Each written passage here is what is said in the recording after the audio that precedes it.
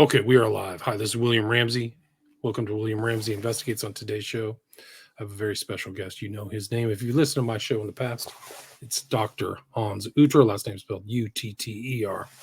And this will be our 6th episode on his advanced Soviet research on cybernetics, biofield energetics.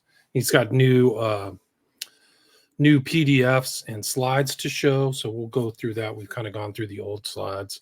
And this is being broadcast live now on X, Rockfin, and Rumble. So I'm actually haven't been on Rumble in a little bit, and they actually made it easier on StreamYard and on Rumble, which used to be a little bit more difficult to stream to. But so that'll probably be the way it is in the future.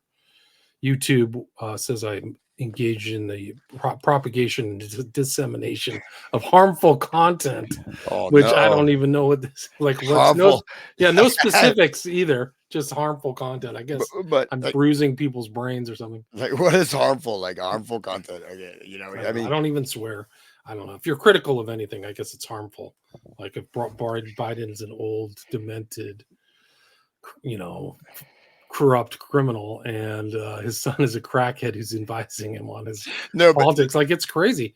Like, I had this comment today, like, man, your social media has gone so weird. I'm like, are you paying attention to what's happening in the world? We're literally at war.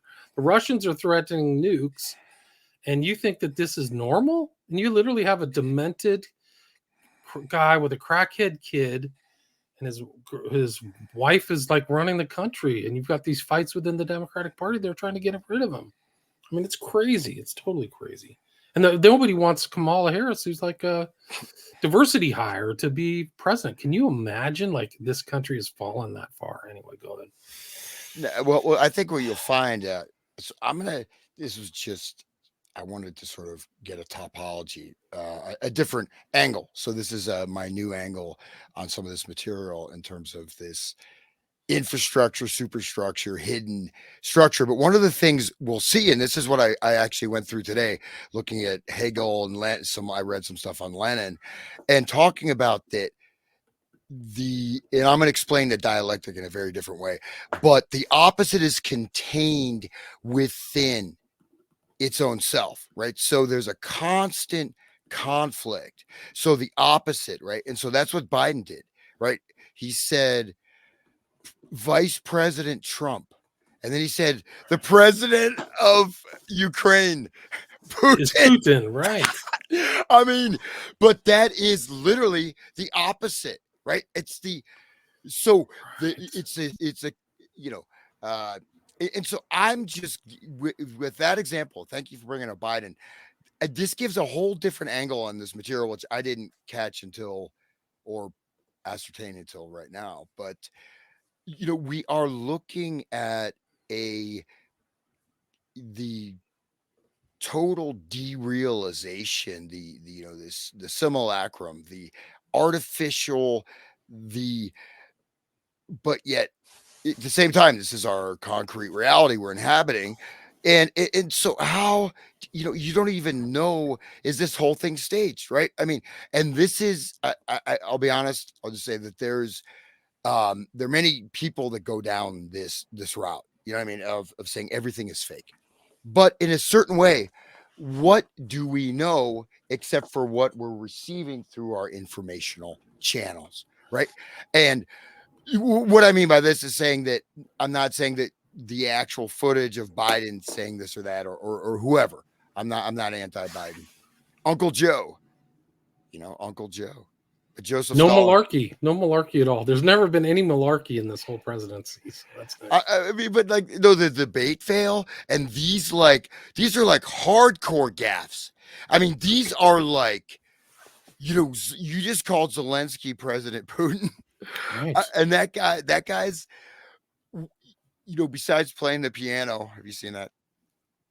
Yeah, with his penis. Yes. Yes. I've seen it's dancing and weird drag, and he was basically a stage performer. I mean, it's a perfect role because he's a puppet. He's not a real politician. He's installed by the U.S. But he has certain personality traits. Yeah. Oh, they put him together well. They have the gravelly voice. They have that ridiculous outfit, and he gave him as much coke as he wants. Well, so you've got all the fake drug confidence, like any other confidence of the insane heavy coke user, you know. Well, that's the thing, though. You get a personality like that, right? Performer, very, superficial, totally ego driven, and then put them as the president. Initially, they're acting, then they believe the role. Just like Jim Morrison. They always said that about Jim Morrison, right? Is that Jim Morrison he started to believe the hype. He started to see himself as the Lizard King. I'm the Lizard King, I mean, but anyways, we just Mr. Mojo Rising, right? That's his anagram of his name. So that's what and obviously, I had a cassette tape like Jim Morrison's poetry. It's a posthumous album where the band played music behind the recitations of his poetry. So it's like one of those, I don't know, I'm sure it's out there all over the place, but it, kind of an obscure, like a super fan album. You know what I mean? Interesting. Yeah. But he talks about him being possessed by the spirits of this, like these Indians were like killed. They died, right? And he said they possessed him. Wow. With their spirits. Wow. Childs crush the fragile eggshell of a child. Wait, ghosts crush the fragile eggshell of a child's mind. That's a line from that song. That's from LA Woman, right? Is that right? No. What song is that from? That's from this album. Oh no, that's in one of the songs. That's in one of the songs. Oh, okay. Well, it's in this poem too. Okay, so yeah. So that it's in this. Well, think about that. This whole thing, in a certain degree, is that ghost crushing the child's mind. But what is it? Okay. Anyways, we veered off the course here with a little rambling. So Peace Frog. It's in Peace Frog. That's the song. Peace Frog. Okay, yeah. So, but he in this poem, he probably took that line out. But he talks about these spirits possessing him. Right. Wow. And but again, back to the thing is that they say Morrison believed that he believed the hype. That's you know what I mean? Like that's one thing. Say like Zelensky, he's also brought in, this ties into game theory, this whole thing, complete game theory. And you can, especially when you have certain very aggressive types, right, of people. I'm not saying, typecasting, but, and then you could say we put it in this context. Suddenly think of like the most irritating boss you ever had. Suddenly make this person, global dictator. Right. What would they do? It would suck. Right. Yeah, it would terrible. There's a lot of bad bosses out there too, man. No doubt. Yeah. Okay. Anyways, well, let's dive in. Let's do this. Okay, let's do it. So this is for people who are not watching on Rockfin or X or Rumble. The first slide says cybernetic Marxist control grids war on consciousness, or the war on consciousness. Yeah, well, that's the reason it's called the war on consciousness is because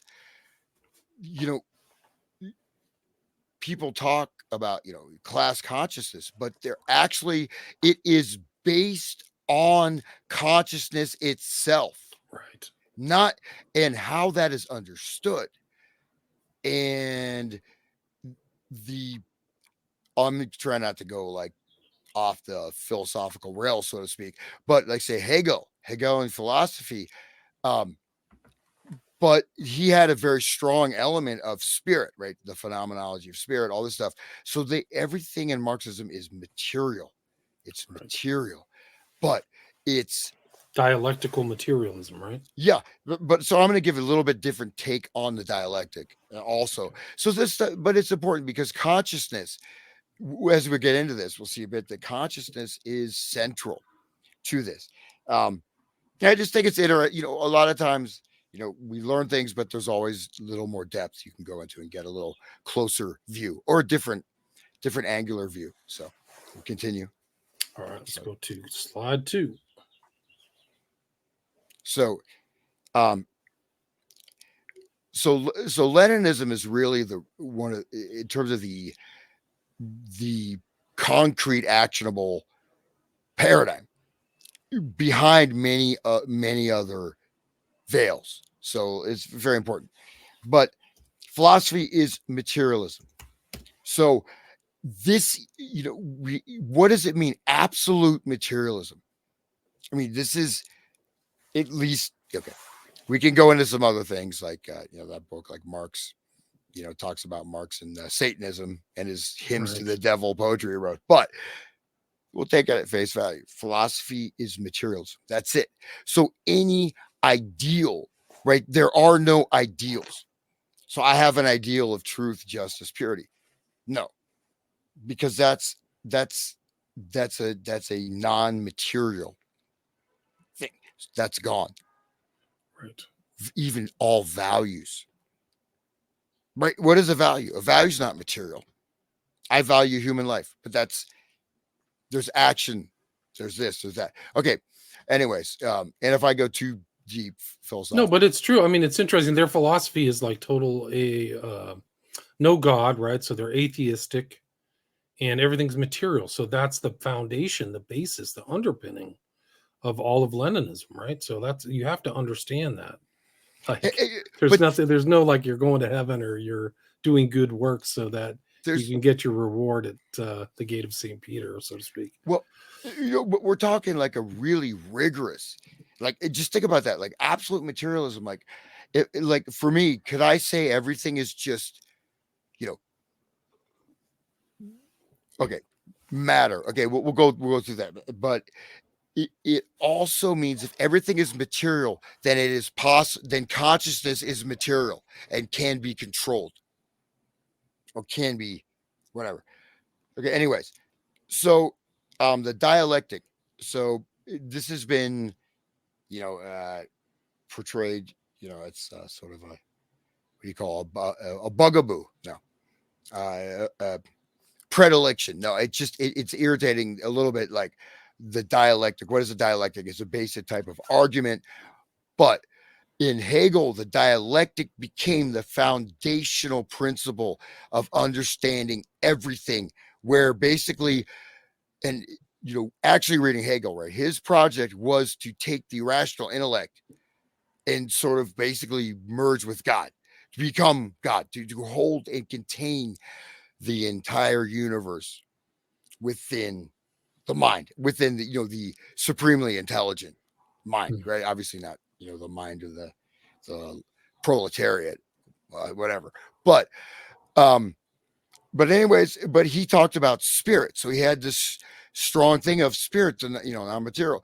But they took this dialectic, which is, I have another slide I made up, but it's thesis, antithesis, right? These are the opposite, the black and the white, right? Complete opposing, and then a synthesis.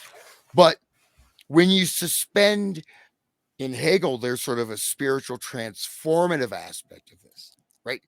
Or spiritual within the context of total, rationalism. But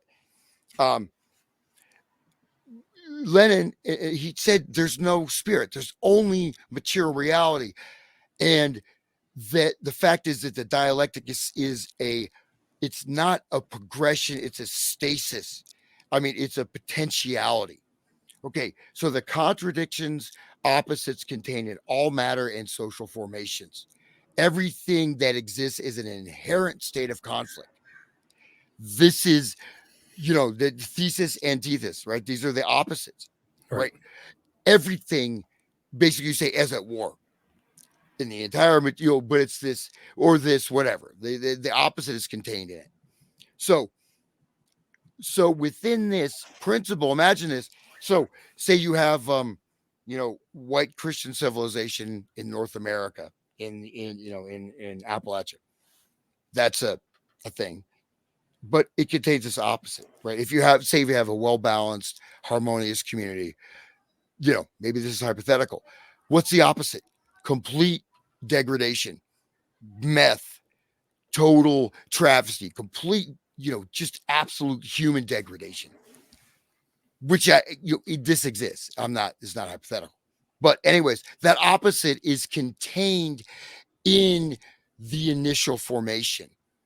Does that make sense? The way to destabilize it, there is that sort of polar energy in a particular social formation or whatever. But this is the philosophy, right? I'm not saying this is true, but I'm saying that this is the philosophical basis, which goes a little bit deeper in looking at the dialectic. Go ahead, William, if you want to.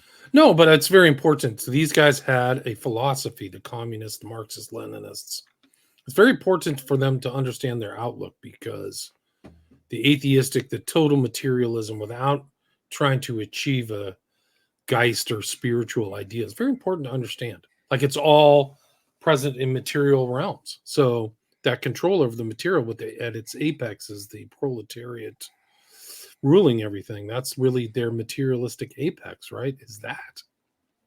And don't get in the way. I mean, we can get a lot of Leninism means murder. Like, he knows that to get to that point, they have to kill people. So that's why communism was so violent. It's kind of a secret element of Leninism that isn't disclosed, and nobody in the communist worldview will tell you. But 150 million people are dead. But Lenin wrote about it because they all go back to the French Revolution, and Lenin wrote sometime in the early 20th century. We didn't kill enough people. Let me see if I can find that. It's from the Lessons of the Commune, right? So they're communist, right? The French Commune. But it was something like that. I don't know if you've read that. Let me see what it is. Anyway. But so this is not, behind the, elaborate rhetoric and complexity, right? I'll say that, Marx's writing. Go try to read that stuff, man. I mean, there's a lot of just, mental labyrinths that really, that's just some of that's subterfuge. You strip it away, but this is philosophy as materialism, as is not. This is, this is like army of God or army of Satan or army of whatever. Like, this is going to be enacted. These ideas are not inert. They are and must be acted upon, created, manifested. So it's not, say Heidegger, writing for 50 years, on these books. It's like, okay, you're writing. No, this philosophy is materialism, meaning you must engage in the material realm, right? So it's not some kind of place where you go to a seminary or some holy place and pray or meditate. This is from Lessons of the Commune. This is Lenin, 1908, published in the Zagranitnaya Gazeta. But this is literally his statement. Mindful from the Paris Commune, mindful of the lessons of the Commune, it knew that the proletariat should not ignore peaceful methods of struggle. They serve its ordinary day-to-day interests. They are necessary in periods of preparation for revolution. But it must never forget that in certain conditions, the class struggle assumes the form of armed conflict and civil war. And there are times when the interests of the proletariat call for ruthless extermination of its enemies in open armed clashes. Yeah. So let's look at, and I don't know, I'm just bringing this up as an example. I'm not white. I'm transracial. There you go. I'm transracial. I'm all races. I'm whatever race I want to be.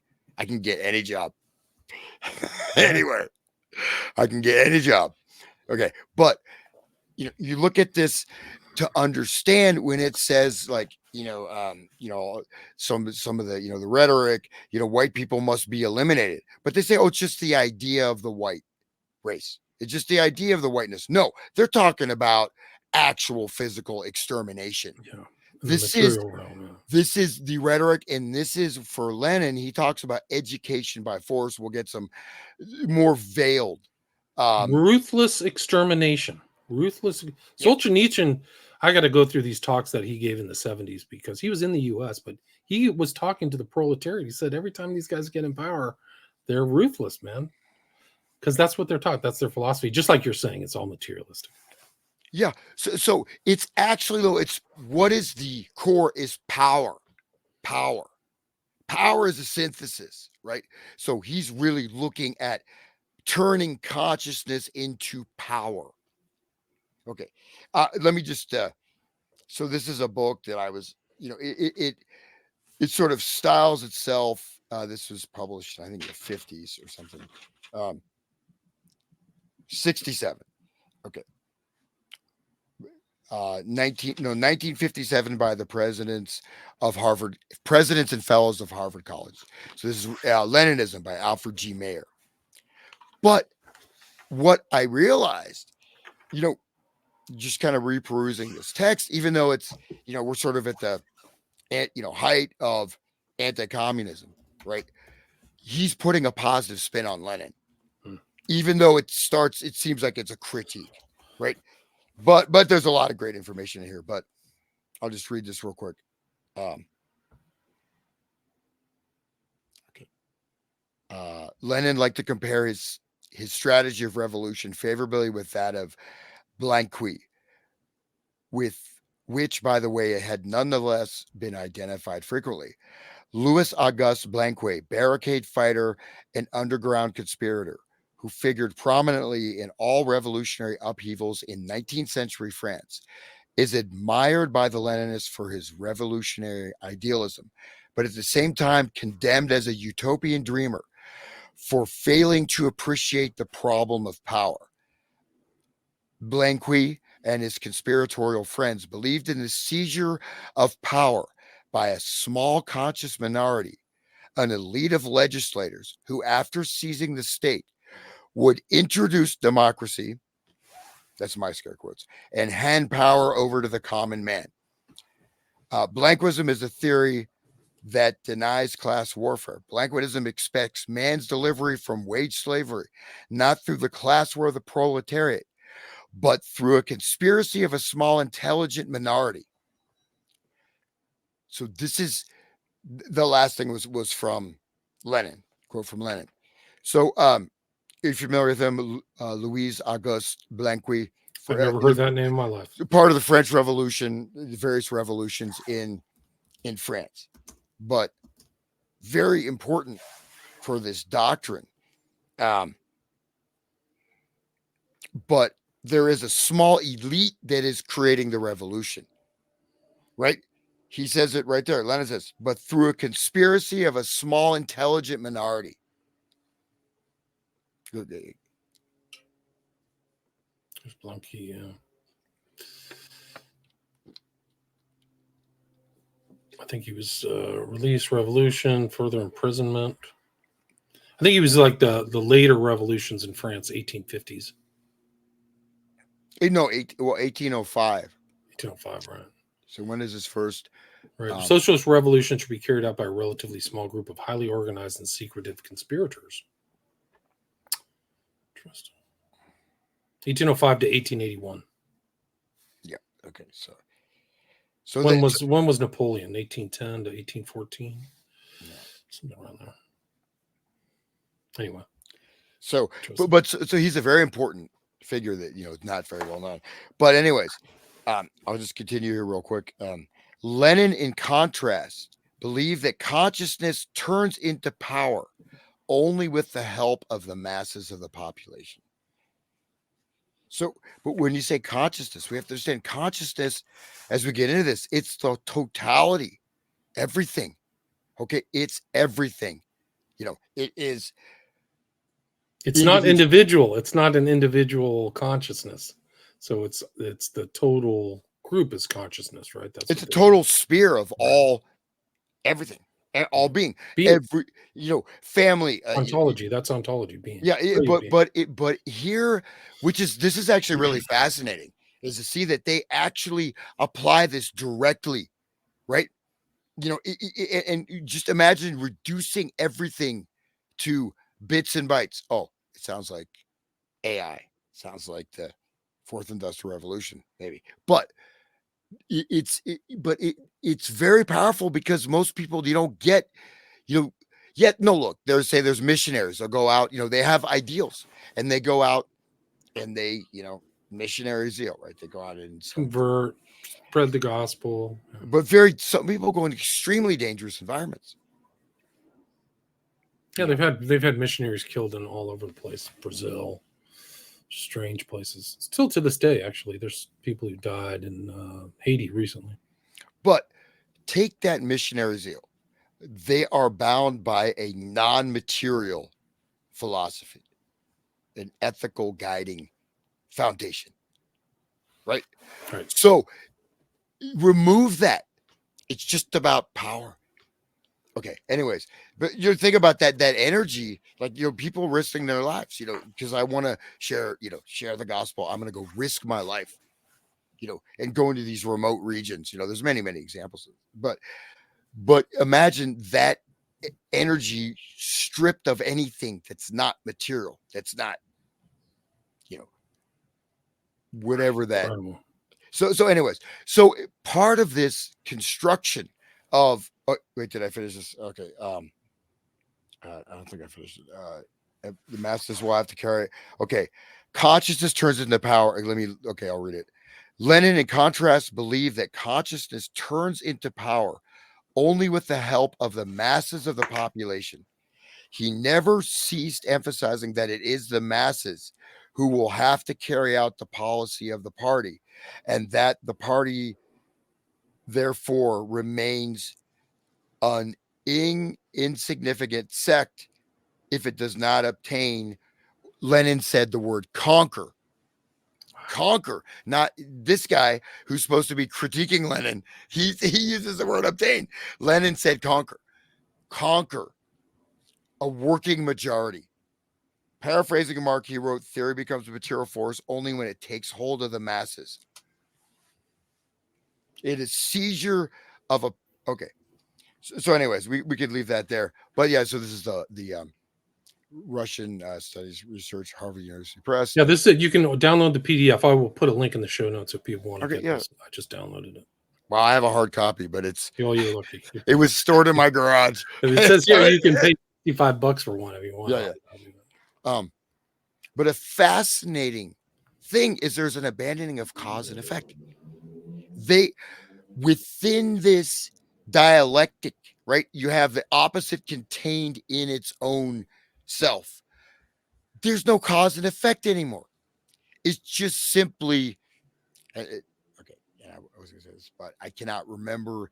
The word is like implementation, or enacting, or it's just you do what you're doing. So there's no. So this is how you're dissociating from cause and effect. We did this. We're implementing the great plan. We just murdered 250 million people, but the cause, implementing the great agricultural plan in the Ukraine or whatever, and the effect is millions dead. It doesn't matter. Somehow they're in this non-causal. But it's also cause and effect means retribution, right? Divine retribution, doing good works, karma, whatever you want to call it. They're stripping that away. So it's again, we can see the millions dead. This is not abstract philosophy. No, it's Black Book of Communism goes in details. 150 million people killed. More than Hitler. Communism has been a very ruthless, exterminational ideology. There's no question. Yeah. So to give some props to at least some Marxist thinkers. So they took Hegel was one of you ever try actually sit down and read Hegel, actually read his books. Have you ever tried to read Hegel? I've tried and it failed. I really just was so it's hardcore. Yeah, it's like but it like reading G.K. Chesterton or something. So verbose, and the prose is tough. It's really tough. It's an incredible level of complexity. Okay, it's not. There's a lot of this was mimic, especially in like postmodernism, in other types of writing, where they sort of create this obtuse complexity layer. Oh, this is great philosophy, but the actual ideas are superseded or hidden. It's sort of a smokescreen, or it's just BS. But Hegel, no, I mean, this is just extremely high levels of understanding, of actual insight, concrete, right? Not, you know what I mean? Like we don't have this level of concretization they had in the 16th, 17th, 18th century, right? We have, everything is mediated. We live in a mediated world. We live very much so, yeah. Anyways, okay. But one of the things they took from Hegel and actually applied is that everything is interrelated. Every single thing. There is, even though it's all material, there is sort of a unitary interconnection of everything. Okay. And this was understood.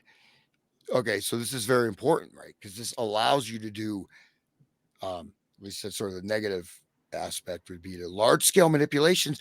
One factor influences another factor, right? So the end point of this is control the chain, which is what Lenin said, control the chain for the mass mind. You find the interlocking chain that, is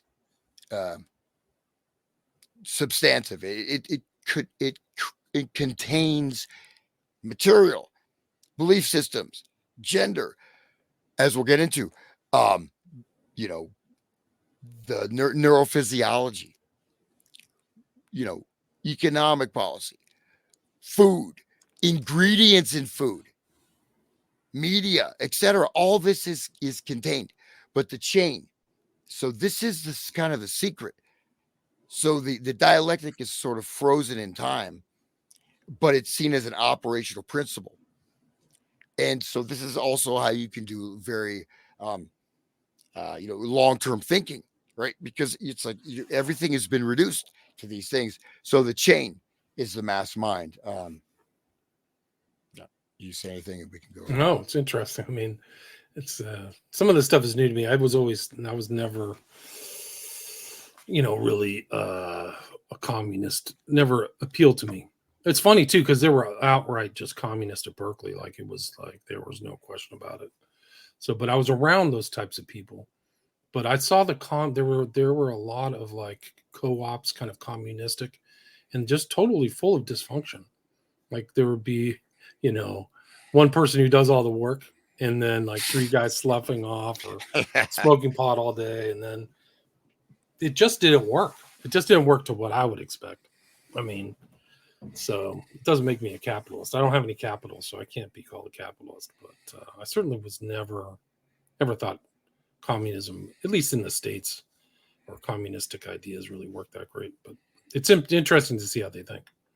Well, again, there's this, quote unquote philosophy as applied as a strategic means by people who are beyond any, there's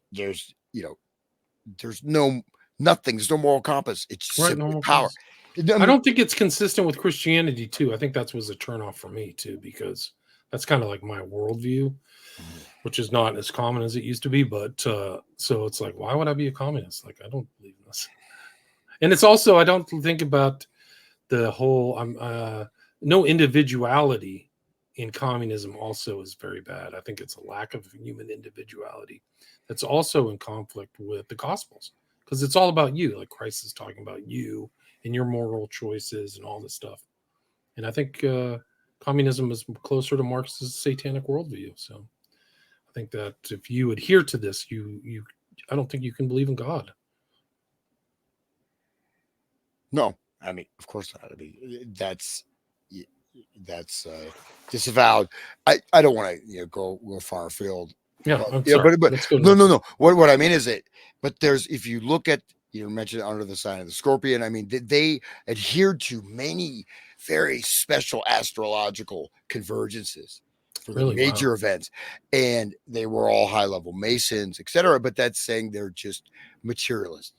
You know what I mean? So and then that Marxism and Satanism, I forget, it's a book I think I written in the 70s. Yeah, no, that's right. I forgot Wormser, is it Wormser? Wormser, yeah, that sounds right.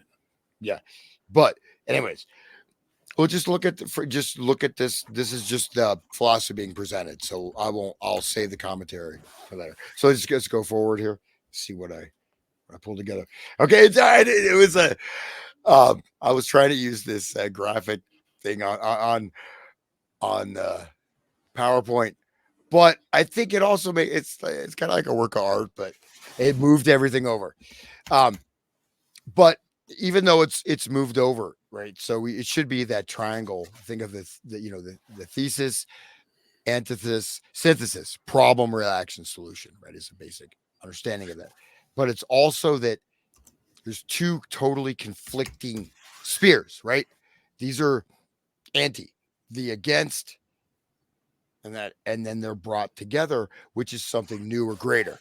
So for Hegel, this represented basically the evolution of human culture as it moves towards, you could say, the realm of God almost, or like because it's gonna, the different things that arise, the different social formations will come together and they'll create something new. And and so this is the progression. It's not just a single individual, right? This is the whole historical. Yep, there it is. Richard Wurmbrand, yeah. Wurmbrand. So anyway, I don't want to put, it is not the best graphic. It looks like the formatting off, but the way that it's together, okay, it creates kind of a visualization, because in this way, the thesis and the antithesis are held together, right? So they're holding the two opposing forces, like the violent, the forces, but understanding that dynamic, right? So if you say, just give me two opposing forces, anything. And opposing forces. Let's do a car and a wall. I don't know what opposing forces philosophically. No, I mean, okay, well, car and a wall. There you go. But this is where that element of, you're in the car, you're driving straight forward, you're driving towards the wall. Are you going to stop? You to keep going? Well, in this, with the understanding of both potentials, right? Car, moving force, obstacle, right? Are pre-generating the outcome. The car hits the wall, right? Potentially. So the destruction is inherent in the production, right? So it's a very unpleasant and diabolical way to see life. But anyways, we can leave this. I'll sell this for $1.5 million. Yeah, really, you could. It's a modern art, dude. It's brilliant. Yeah. So I'll just hit a few more quotes on this. So operational code. This is one of the secrets of Leninism, the operational code. And it is what it was termed. This is a Lenin quote. The whole art of conspiratorial organization must consist in utilizing everybody and everything, and at the same time maintaining leadership over the entire movement.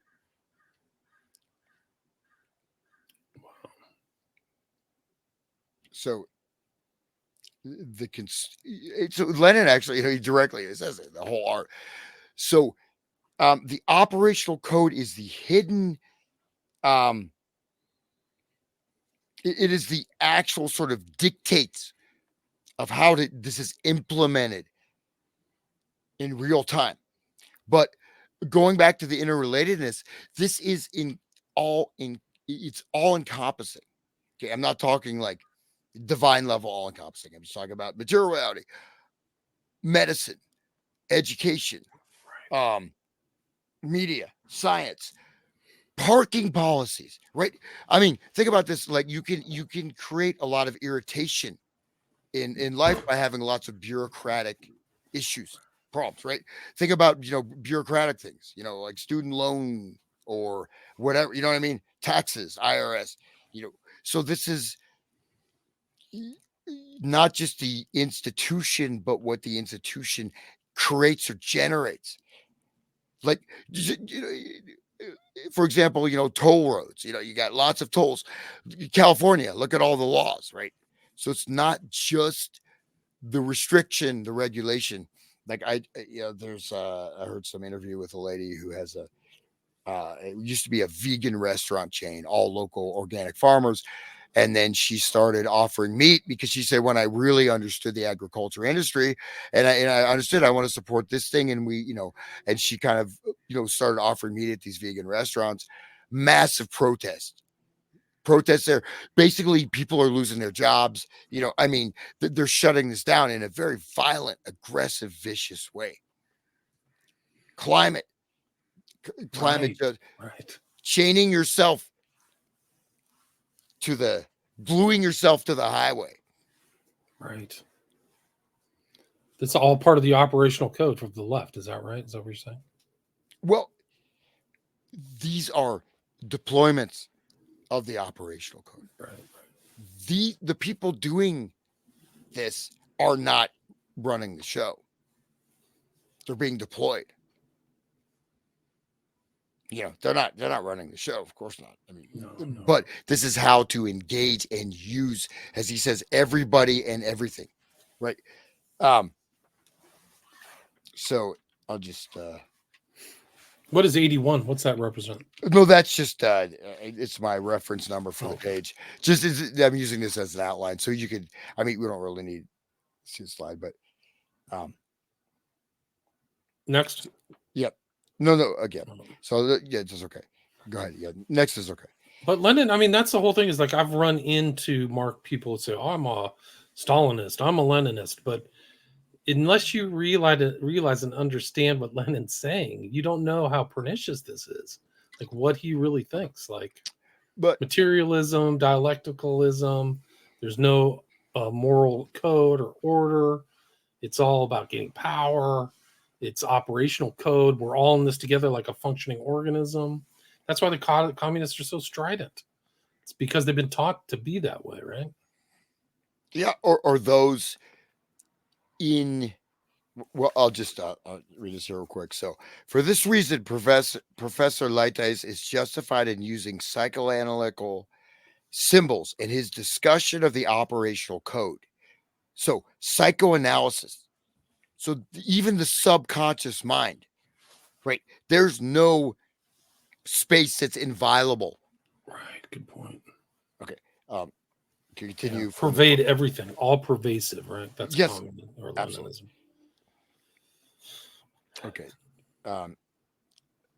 Leninism can be treated as a state of mind, but it can be treated with equal legitimacy as a systemic political theory. The reader should keep in mind the fact that these two views must complement each other because the theoretical and psychological aspects are interdependent. The theoretical and psychological aspects are interdependent. Look at all these cult movements. Look at, that thing in New York City, right? Where they had all these high-level people with this like free love society. You remember that? Yeah. Manhattan Cult, I think it was. And that was the woman that ran it. Is that right? This was communist-based also. Wow. They had people who were successful lawyers, doctors, writers, but they had this thing, the child gets taken away. The women have to sleep, the sexual aspect of it. It's very important. Right. Well, that's interesting that you say that because it brings to mind the whole Symbionese Liberation Army, which is based on all that stuff. And part of it was free love. Like those were bourgeois values, right? So that's part of it is this like breakdown of the other order. So that pervades everything, right?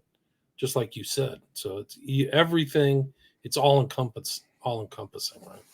Yeah, and so this particular group in New York City, it was... Yeah, it's called the Manhattan Cult Story. I actually talked to a guy who was in it. His name was Spencer Schneider. And his book is Manhattan Cult Story, My Unbelievable True Story of Sex, Crimes, Chaos, and Survival. Yeah. So I've read that book. So that's... Really good, But just keep that in what I'm talking about. So, maybe a little bit, too nuanced or whatever, maybe more, I'm trying to convey something to understand. Like that is an exact direct manifestation of this. Okay. So the psychological, the symbolism, that whole group, right? But this was more of positive, happy, self-empowerment thing, right? It wasn't a religion. Right. It was not a religion at all. But this free love thing, which initially seemed, oh, it's really great, right? But they're literally destroying the family unit. The problem is the father. The problem is the family unit. With who's the guru guy? I forget his name, but he was he did. I think he didn't even have a doctorate. He wasn't even a licensed psychologist in that Manhattan Code. Oh, But right. but this is just okay. Anyways, so I'll just finish this paragraph, on this. So again, to see that the dialectic, it's not unfolding in time. You know what I mean? Like this is radical materialism. You know what I mean? That to take that viewpoint is to internalize it. Right. But it justifies killing millions of people.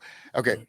I'll finish this But the paragraph. certainty too, like this is the right thought, and that's why they're so ideological and so rigid. Really, like you're right and you're wrong. If you're not, you're it's an interesting kind of amoral moral code, right? Because they claim that there's no moral code, but that's their code. So if you disagree with that, you're against the inevitability of this dialectical process, materialistic process. Yeah. And then I'll just continue with the quote here. So the attitude on which the entire operational code is based is the deep-seated hostility towards everything that exists. Wow. He wrote that? Lenin wrote that? That's in Leninism? No, this is Mayer. Oh, Mayer. This is a Mayer book, yeah. So he's saying that Lenin says it's an opposition to everything that exists. Yeah, he's breaking down all the. Gotcha. He's giving sort of the quintessence of the operational code.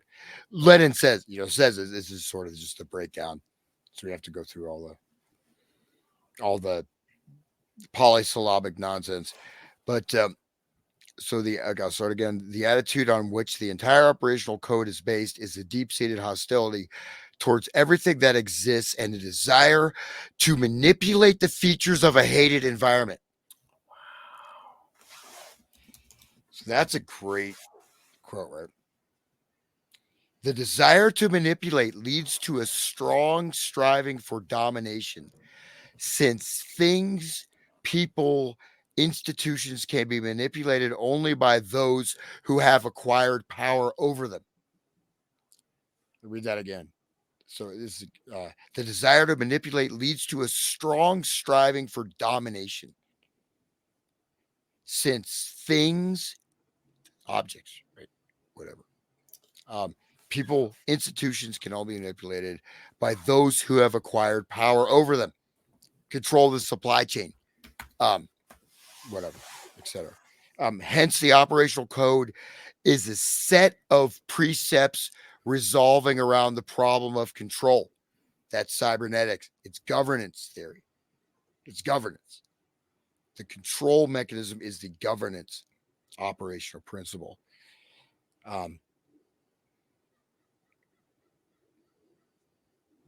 This power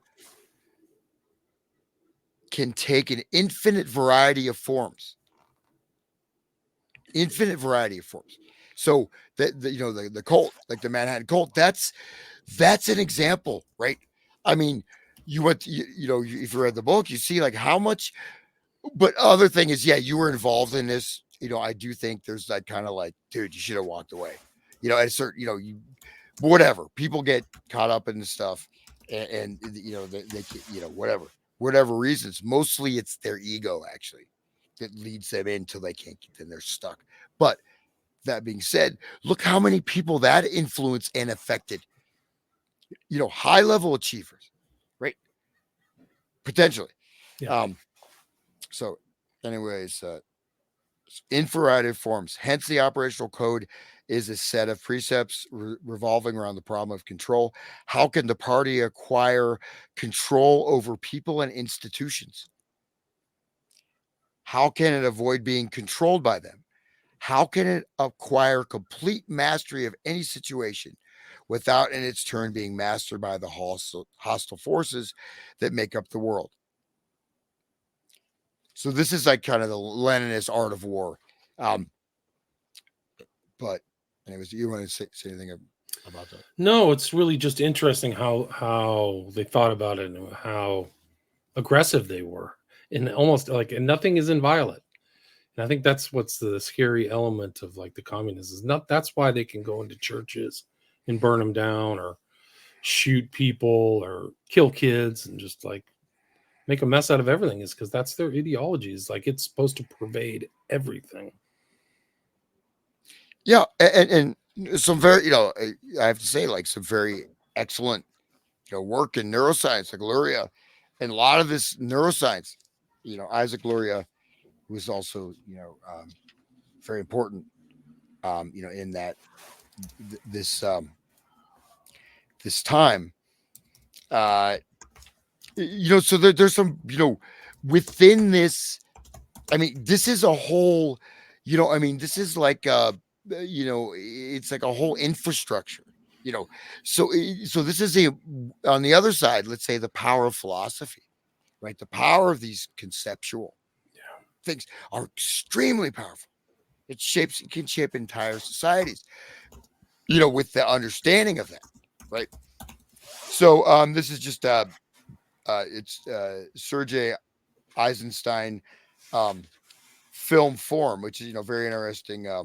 1949. So he was a filmmaker, communist filmmaker in Soviet Union, but he wrote. What was his famous film? It was about the battleship, right? Yeah, Battleship Potemkin. Potemkin, that's right. Yeah, they say that sequence of like the baby coming down the stairs was like one of the most artful sequences in a film ever made. That's like referenced all the time. So, yeah. No, he's a great artist, but it's just so some of these. So this is not anything against him, but just some of these, applying this to media, applying this to consciousness, etc. So this is page 46 of film form, a dialectic approach to film form. It's a dialectic approach. Okay.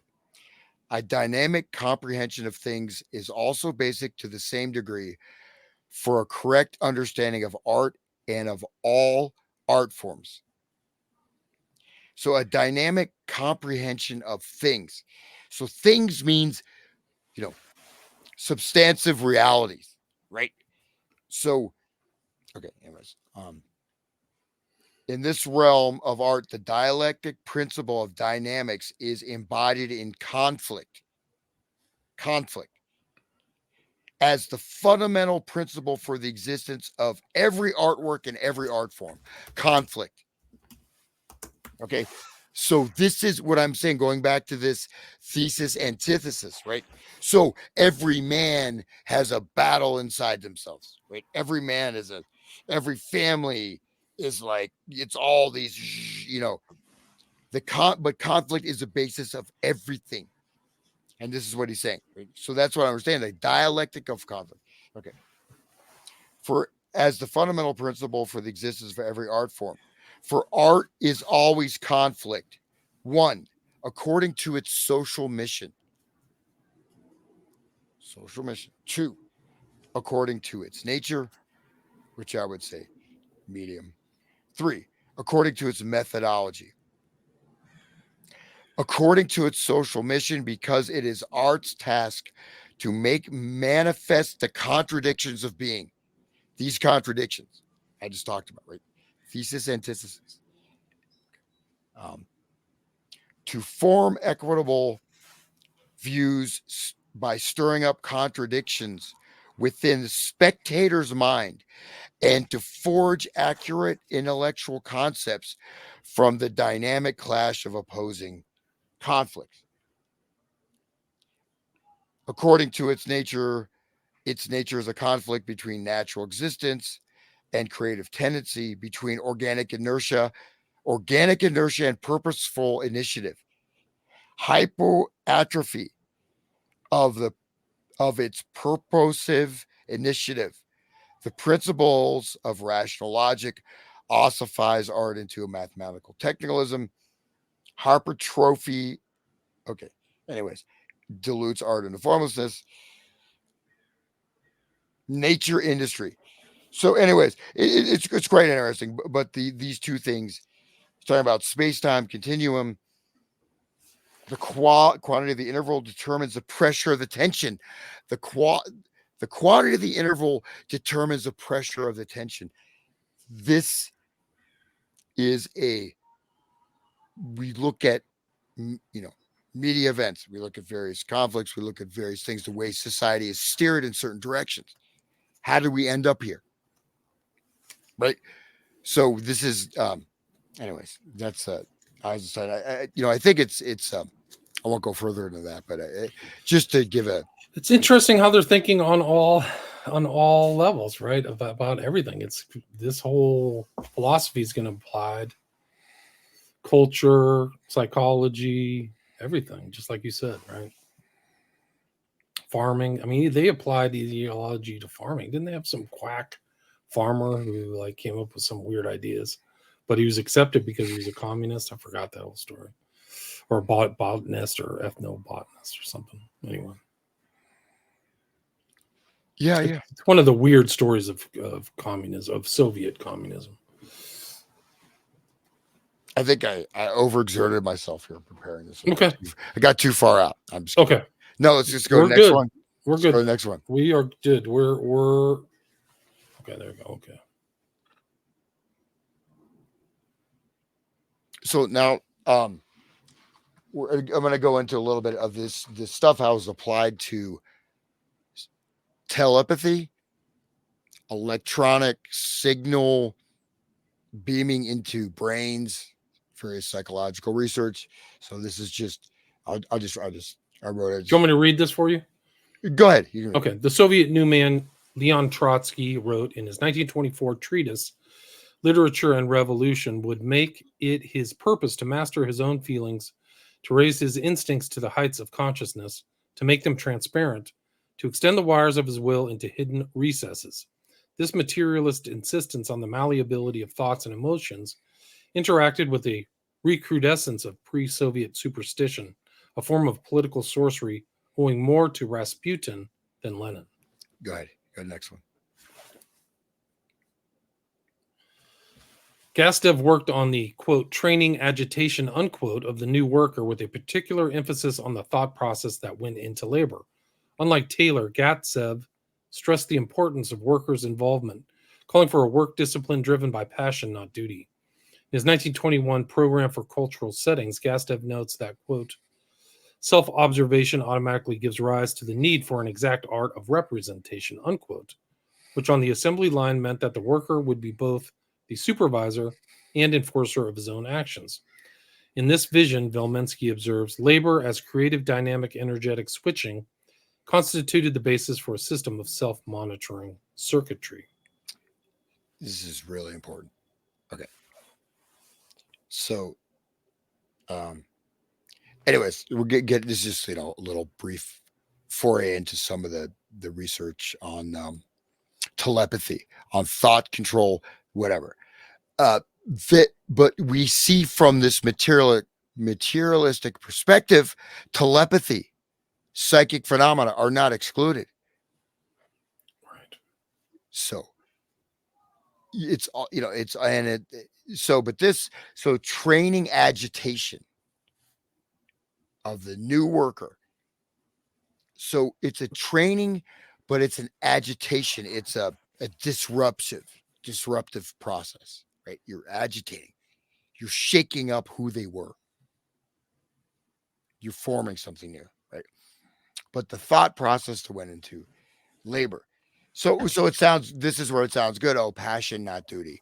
Okay, that's great, right? If you work from passion and not duty. But then what is duty? Wait, notice the language, duty. But I have my duty to my family, my duty to my country. That's very different, right? I don't necessarily have duty if I'm just going to a factory. What duty do I have to the factory? No, I just, whatever. But so self-observation automatically gives rise to the need for an exact art of representation. So what they're talking about is the inner representation of the individual to themselves. This is a mind level, right? Right. And so this is very important. This is, anyways, okay, people may grasp it or not. I'll put it out there. So you are the supervisor and enforcer. You're split, right? You have the inbuilt, like Zappa, Joe's Garage, the central scrutinizer, inbuilt in your own brain. It's inside your own brain. You are right. Like the communists or these theoreticians wanted to implant the monitoring concept within their own mind to make them monitor themselves, right? Yeah. And so supervisor and enforcer, you're watching over it, and you're going to sell what enforcer means. Language is very important in these kind of things, right? Like Lenin, like you have to see when he says conquer as opposed to obtain. There's a big difference. Lenin said conquer. Anyways. Amazing. But supervisor, enforcer, this is depression. This is, mental illness. This is neuroses. Right. This is almost like a schism, just like you've talked about before. It's almost like a schismogenesis, right? Schism in the own mind, in your own mind. Yeah. And so Wilhelmsky, in this vision, okay, as he says, labor as creative. So creative. So something new. It's arising. Dynamic. It's changing. It's occurring, in the moment. Energetic. It's taking input. Right? It's taking something in. Switching. But these are creative, dynamic, energetic switching. This is stuff where you have to know what it really means. Like a lot of the Macy conferences writing and this and that, you have to know the code to unlock what they're saying. Right. So these 4 terms, but this is talking about, okay, constitute the basis for a system of self-monitoring circuitry. That's a human. Individual is a circuit. Self-monitoring circuitry. So all the way back in 1921, they're talking about the global technotronic control grid. 1921 program for cultural settings. Okay, you go to the next slide. That's incredible. Now you can look up all the stuff there. Okay. Do you want me to read this? Go ahead. The assumption that thoughts can be monitored and controlled just as physical actions can was based on the groundless assumption that thoughts could be detected and transmitted like radio waves. This idea emerged first out of the research on animals. The animal trainer Vladimir Durov, who made his name as a circus clown, was the first to, quote, successfully, unquote, test telepathy on animals. In 1919, during a conference hosted by the Institute of Brain Research on mental influence on the behavior of animals, the neurologist and psychiatrist Vladimir Mikhailovich Bekhterev presented Durov's and subsequently conducted similar experiments on human beings. Their results, which were never replicated, led Bekhterev to think that the, quote, the mental effect of one individual on another is possible at a distance through some kind of living matter, most likely through Hertz waves, unquote. So what's 5G? What's 6G? Hertz waves. Right, bandwidth. So you go to the next one. Okay. I'll read it. Bekterev's wave theory was further corroborated by a third man of science, an electrical engineer named Bernard Kaczynski. Kaczynski claimed that the, quote, transmission of mental information at a distance is the same electromagnetic as an ordinary radio communication, unquote, thus giving telepathy a supposedly dependable scientific foundation. Okay, you go on. If radio technology had given mind control spurious credentials, the television was seen as the conduit by which it would reach the Russian masses.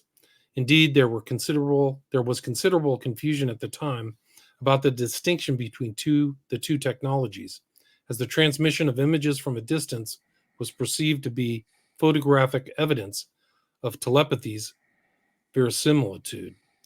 The Soviet government had grand hopes for the dissemination of telepathic propaganda via television. Quote, news and propaganda were routinely broadcast starting in 1931, unquote, as Velminsky notes, even though the, quote, the Soviet industry of the time had not yet produced a single television set, unquote. The only devices in circulation were built by amateurs and hobbyists on the basis of plans that were made freely available to the population.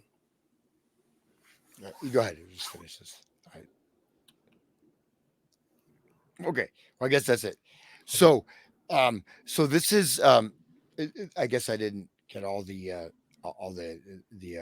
where's the pictures. You have 20 slides. Oh, you know what? I think a couple of these, I think Slide looks like there may be some blank, or just, whatever slide going into the occipital telepathy.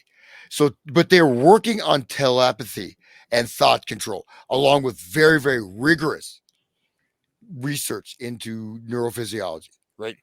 Along with something that sees, like, if someone says, my love for my wife, is that something someone can buy for me? Is that a commodity? Is that a compound? Is that but imagine you have a completely materialistic ideology. It's seen as just simply, you want to, influence somebody. I mean, so there's no value. There's no value at all, right? There's no valuation. There is anything can be assumed, any kind of persona, any type of enticement. That's why it's almost satanic, right? It's this complete, there's no, it is literally the godless world, yet they're using these certain types of forces with some type of understanding. That's what I'm trying to convey, right? Is that so that some of the research on telepathy, etc. It's that's par for the course. And so, we've when I finish this out, this series, I did not put this in. There's another whole movement in Russia it's really applying this stuff in an extremely positive way, which I think is very good. So go ahead and bring up that PDF of that. Okay, let's do it. That declassified. It's a DIA, controlled offensive behavior, USSR. That's what it is. Do you want me to scroll through it? Yeah. Let's see if I can read this. I don't know how much. Do you want me to try to read it? Well, no. I'll just go through some things. Okay. It was published 1972, but he's from the Captain Medical Service Corps. And so it's a very interesting and important document because it goes through a lot of these things that have been, if we get to it, one of the things of psychopolitics is to stress that these techniques don't exist. It's impossible to remotely manipulate people with frequencies, with other things, but to understand the interconnectivity, look at certain type of food additive, look at a certain type of media imprint, certain type of stimulation from the media, look at a certain type of frequency from, let's just say, frequency from music, from certain types of music, frequency from television, and then let's look at creating a sort of an event horizon. So this is like, inducing mass insanity. You're using all these different things. I'm saying, like, pharmaceuticals, population, game theory. But also you have to understand, like, I think most people, we think that, okay, I'm here, even if you're in prison, you still feel like you're a human being, right? You still feel like, even if whatever has happened to you, still, I'm still alive. There's still something in me, right? This is what they're going into, right? This is a level of the consciousness, the level of the self.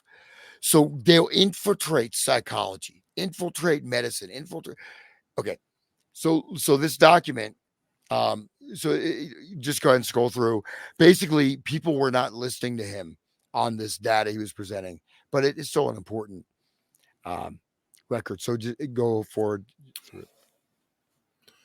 Do you want me to read from this? This one? Just yeah, maybe the first paragraph. So from the preface, it says, this report summarizes the information available on Soviet research on human vulnerability as it relates to incapacitating individuals or small groups. The information contained in the study is a review and evaluation of Soviet research in the field of revolutionary methods of influencing human behavior and is intended as an aid in the development of countermeasures for the protection of U.S. or Allied personnel. Due to the nature of the Soviet research in the area of reorientation or incapacitation of human behavior, this report emphasizes the individual as opposed to groups. It is not within the realm of this report to make an in-depth study of research and utilization of the multitudinous aspects of psychology and psychiatry. It is strongly suggested that these subjects, the military use thereof, should be established as separate studies. The importance of basic and applied research in these areas should not be overlooked. Okay, you can skip the rest. It goes through. So continue. Next page. So there it is, table of contents. Yeah. So at this time, he's looking at also, so Northern Ireland, right? There's a very strong, leftist communist influence in Northern Ireland. But anyways, it goes through. They also unleashed a lot of mind control MK techniques on the Republican Irish Republican Army, IRA. So when they caught somebody, they would make them stand up and give them music. So all these techniques were in play during the Troubles, like late 70s, early 80s. Yeah. I'll go through some of these. So we have, section 2, events in Soviet Union, Soviet responses to events in the USSR, and then section 3, Soviet psychology and psychiatry, a general review, Soviet military psychology, Soviet use of psychology for behavior manipulation. So, we'll go through like this whole idea of infiltrating these institutional levels of power, the chain, right? So Lenin talks about the mass chain. Well, there's mass chain doesn't necessarily mean, every, we're talking about for every single person. Of course not, but a mass chain of an organization. Just say a mass chain for doctors to make them prescribe a vaccine that's experimental that could kill you. That's like a science fiction book I'm gonna write, like where millions of people died on Earth due to this experimental chemical that was basically mandated to be injected. Oh, yeah, it's hard to believe. Right. Anyways, but they can do that, right? Yeah. Soviet psychology and then Soviet research. Okay, psychology for behavior manipulation. The next one is very important, just to show that these are the detail level, right? You can read that, William, section 4. Parapsychology in the Soviet Union, and then it has subsections: background, significance of parapsychology in the USSR, the apport technique, ESP and psychokinesis, and summary and military implications. Right. Could you go back? I think sure. But this is something I need to read just myself. So, but section 4. So before we get to that deeper stuff, psychological phenomena, psychological weapons. Part A, temperature. Part B, atmospheric conditions. Part C, olfactory phenomena. Do we even think about these things as influence at all? But they are. Yeah. Part D, light. Part E, sound. Part F, electromagnetic energy. Part G, deprivation. Yeah. So, but keep going. It's incredible. One. Mental suggestion and control behavior, hypnosis, the use of hypnosis in medicine, hypnosis and control behavior, artificial reincarnation through hypnosis, telepathic hypnosis, conditioning through suggestion, hypnopedia, subliminal perception, and suggestology. Yeah. So these are, it's very interesting, just interesting things to see, especially as, the whole psychedelics thing is a huge resurgence, right? For, I don't know, probably 20 years now, whatever. But I mean that, this, just an example of and again, like, so I have a I don't have a dogmatic perspective. I just have a just let's look at it. So we also don't, from when I started out with this, you would go back to Charles Darwin, right?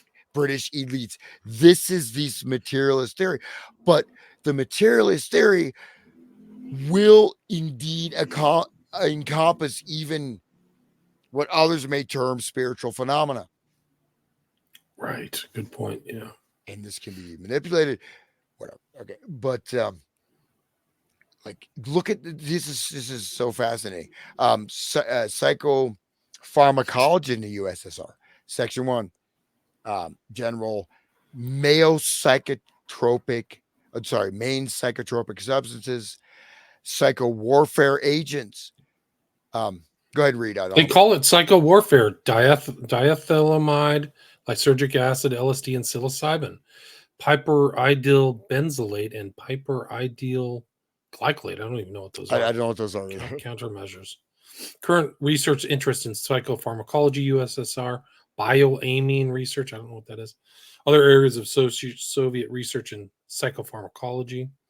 Lighting color as a means of altering human behavior. I've heard that. I heard they do that in jails. Like, but so this is really important, right? So what I'm saying is that we talk about consciousness, right? When I said consciousness, I want you to understand it's like your perception of light, color, sound, smell, this, that, you know what I mean? So they're, like I said, this idea of this interconnected, I'd say there's some philosophical brilliance but also this absolutely material, actionable, even though it is against nature.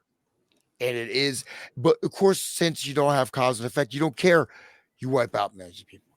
And there's, there, anyways, so we know, all of us know a lot about drugs, psychopharmacology, but light and color as a means of altering human behavior. So, light and color.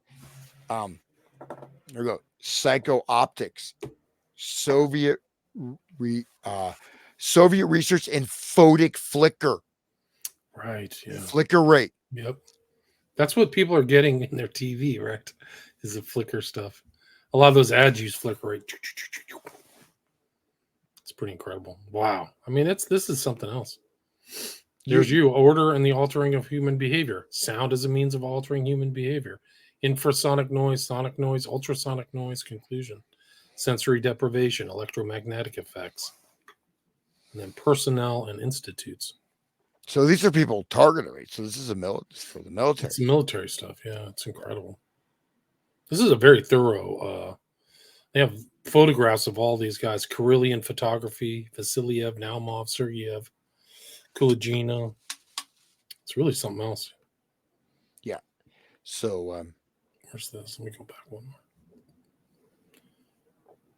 Analysis of Soviet terror manipulation methods in relation to Romania. Wow. Crazy. Terror manipulation. Yeah, this is an incredible article. So they have how many slides is this? It's a lot.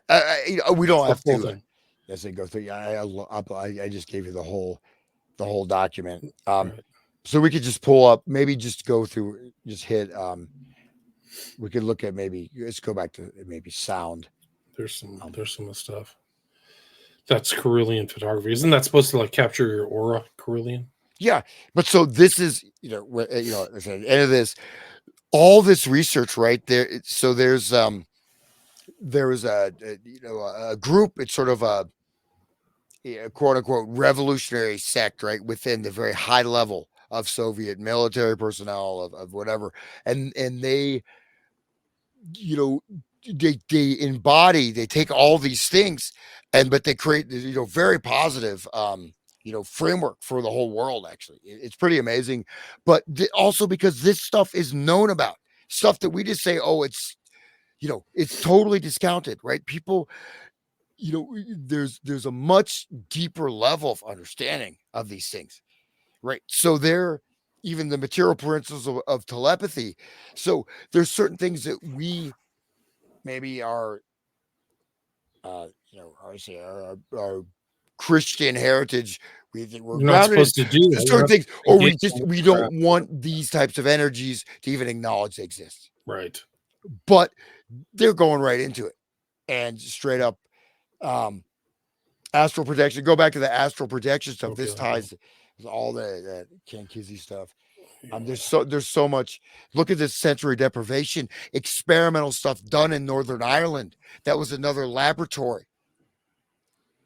Wow. Office of the Surgeon General, U.S. Army Office of the Surgeon General. Okay, so what page should I go to? I'm gonna bounce around. I think I only got about 10 more minutes. Okay. Unfortunately, I got so plans. we can Do you want to wrap it up or what? Go back. There's so much stuff. This is a whole nother show. You're right. This is a whole nother show. Maybe we should go through this on part 7. We can go through this and talk about some of this stuff. Okay. I mean, I don't know how many episodes more do you think you have planned? I thought this was going to be fini at the end. Well, no, I thought one more. I'll just go through this. Okay, let's plan for another one then. We'll go over this, and you have another 10 slides too. We'll just go through the last slides here. We're just gonna wrap up. You want to go through these? Yep. Okay. Okay, so this is the process again, the application of the theoretical I went through, and these are from basically a lecture. From this like leaked document, supposedly, psychopolitics, but this is for students who are Americans or whatever who are attending this. It's like a keynote address, right, for those who are attending the Leninist Institute of Political Action or whatever it's called. So, anyways, so these are these quotes from this psychopolitics. By psychopolitics, our chief goals are effectively carried forward to produce a maximum of chaos in the culture of the enemy is our first most important step. Our fruits are grown in chaos, distrust, economic depression, and scientific turmoil. At last, a weary populace can seek peace only in our offered communist state. At last, only communism can resolve the problems of the masses. A psychopolitician must work hard to produce the maximum chaos in the fields of mental healing. He must labor to increase the personnel and facilities of mental healing until at last the entire field of mental science is entirely dominated by communist principles and desires. You can go to the next one. You must. So again, this is from like a keynote address for people who are attending this. For people that are probably working in our government today, for that, okay. You must labor until we have dominion over the minds and bodies of every important person in your nation. You must achieve such disrepute for the state of insanity and such authority over its pronouncement that not one statesman so labeled could again be given credence by his people. You must work until suicide arising from mental imbalance is common and calls forth no general investigation or remark. And this is from the early 60s, by the way. You can read the last. Okay, I'll get to that. With the institutions for the insane, you have in your country prisons that can hold 1 million persons and can hold them without civil rights or any hope of freedom. And upon these people can be practiced shock and surgery, so that never again will they draw a sane breath. You must make these treatments common and accepted, and you must sweep aside any treatment of any group of persons seeking to treat by effective means. Wow. That's crazy. That's basically just what happened under this last administration. Yeah, that's what I'm saying. That's why I wanted to, tie this in. And so this is an address. It's Levant Pavlovich Beria. So it's this is Beria? That guy's a total monster. Yeah. He was like a psychopath. Wasn't he like raping kids and burying them under his house? We had to get rid of him, right? Wow, that's crazy. I had no idea he said that. Go to the next slide. I think it's still the address. Do you want to read it or shall I? Okay, I'll read it. So, Okay. psychopolitics is the art and science of asserting and maintaining dominion over the thoughts and loyalties of individuals, officers, bureaus, and masses, and the effecting of the conquest of enemy nations through mental healing. Think about mental hygiene, mental health initiatives, right? Right. Okay. And so this is my little summation. So there's all these stages: stage, man himself, man as a political organism, man as an economic organism, as this might be controlled by his desires, state goals for the individual and masses, loyalties. You can go to the next slide. Okay. So this is from the direct text. You can read that. The general subject of obedience. The next is the anatomy of stimulus response mechanisms of man. The next is to subject of shock and endurance. The next is categories of experience. The next is the catalyzing and aligning of experience. So just see how important this is. Look, everything we said. Right. General subject of obedience, stimulus response mechanisms, shock and endurance. That's trauma. Okay. Categories of experience. Categories of experience. What type of experience are you having? This is just, there's a lot of density in there, right? So we're talking about, okay, but categories of experience, like what type are you? Yeah. What, altered states of consciousness, etc. Or, right. But go ahead. Finish it. The next is the use of drugs. The next is the use of implantation. The next is the general application of psychopolitics within Russia. The next is the organization and use of counter psychopolitics. The next is the use of psychopolitics in the conquest of foreign nations. The next is psychopolitical organizations outside Russia, their composition and activity. The next is the creation of slave philosophy in a hostile nation. The next is countering anti-psychopolitical activities abroad.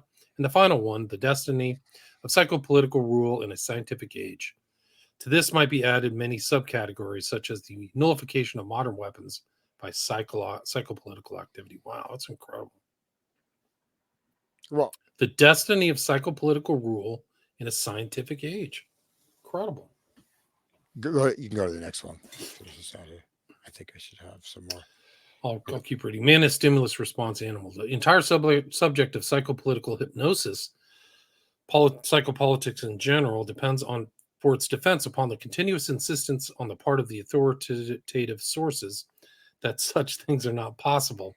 And should anyone unmask a psychopolitical operative, the operative should at once declare the whole thing to be a physical impossibility and use his authoritative position to discount any accusation. Wow. Is that That's incredible? That's incredible. You're saying that's from Berea? Yeah. Wow. That's crazy. You can go to that. I think that's crazy. Maybe that's empty it. Slide. By uttering the following words, you can leave your eyes open for a while. Interesting choice of words there. This is supposed to be when I was talking about the whole study of telepathy, and they had right after the Berlin Wall fell.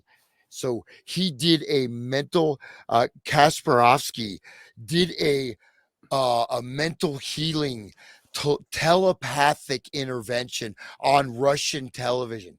Wow. It was broadcast all over. So this is part of that. That goes back, that thing I was talking about. Right. Is that on YouTube? Do you know? That'd be it. You look it up. I didn't find it, but maybe. So this is one of the things he did in this. It was supposed to be like a healing, right, or whatever, but it was also it was supposed to be, they were supposedly using their telepathic technology on these television frequencies. Wow. Yeah, so you can read that. This is a quote from that. By uttering the following words, you can leave your eyes open for a while. Have a look at your surroundings. There should be no pointed objects, no fire. Your posture should be stable. If anyone is seriously ill, for example, suffering from epilepsy, please do not participate in our seance. Simply turn off the television. The camera will then pan to the audience on the TV studio with Kasparovsky's head superimposed. Is it next slide? Finishes it. Okay, keep going. That's it. We're done. Oh, that's it. Okay, so I lost that. Okay, but anyways, so this Kasparovsky did this mass telepathic hypnotic seance, right? That was broadcast, and supposedly from this event, even though there was a big riot that took place the next day, it was said that, oh, the entire research on telepathy, all these phenomena are now discredited. It was just a waste of time. It was a big joke. Wow. So, but then you look at that quote from the other book. So I wonder if there is, and we got to end it up here, but there may be something of this thing. So this was literally it was not only a broadcast, it was supposed to be a telepathic transmission, like neural frequency, basically mind control, but using, of course, the term healing. Right. Yeah. Wow, that is absolutely incredible. Incredible information. Like, these guys were on a different level. There's something else going on there. A lot of that stuff seems to have been suppressed also in the West. Would you agree with that? Oh yeah, and so a lot of this stuff is not. We don't even know it. Even going to Isaac Luria, right? Luria, the neuroscientist, writing in 1920 to 1950, 1960, talks about the reticular formation as a fundamental thing of the brain, right? This is the filter of what we perceive as consciousness. And everything is now emphasizing brain. Oh, it's this part of the brain. Well, it's the whole adrenal hormonal glandular system. I found this book, they totally understood that. This is almost, you can look it up. You'll see very little on that. You see all this other stuff that, that dances around it or grazes the surface. But the cat, see, did you look that up and see if you can find that? Look up what? The Kasparovsky broadcast. That'd be cool. Just close with that. Kasparovsky. Look up his name. Cash. P-I-R-O. Of ski. There's a modern Kasparovsky, but there's not some old one. I don't see it. There must be some kind of Russian faith healer or something. No. He was a doctor. He was a scientist. It was a very famous broadcast. Let me see. Kasparovsky healing YouTube.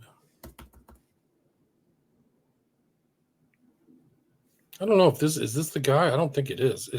When did this happen? 30s? No. This was after this is it then. This in the 80s. Okay. 1991, something like that. Yeah, so when the Berlin Wall fell. Yeah. Oh wow. So yeah, this guy's all over the news. There's tons of stuff about him. We see his actual seance, but it was still supposed to be sending. I think that's it. He looks kind of like Zelensky, but supposedly they were sending out telepathic frequencies during the broadcast. So this is probably it right here.